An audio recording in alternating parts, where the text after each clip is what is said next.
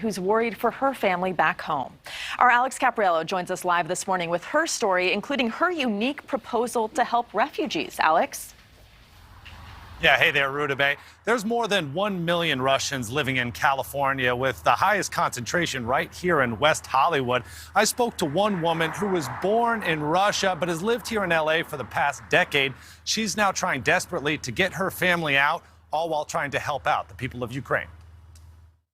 For the past 2 weeks, Sasha Kapustina has been trying to make sense of the pictures and videos she's seeing on the news. But today's images from Europe are vastly different than the ones she remembers as a girl growing up in Moscow. My whole family's there, my dad, his wife, both my grandmothers, my grandpa, my aunt, my cousin. Kapustina is trying desperately to evacuate her family. The sanctions on Russian banks have devastated their savings accounts and pensions. But they live in a constant fear of persecution if they protest or speak out against Russian President Vladimir Putin. The devastation that the Russian government is causing in Ukraine is horrendous. But at the same time, the Russian government has very little concern for its own people. While this personal hardship continues for her family, Kapustina has committed to pushing through it to aid the Ukrainian people.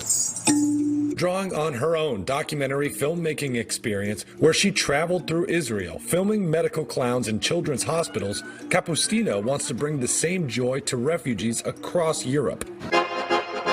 These clowns are trained professionals who enter war zones and disaster areas to spread light in dangerous and disturbing situations. How do you think a clown will specifically get in there and help out?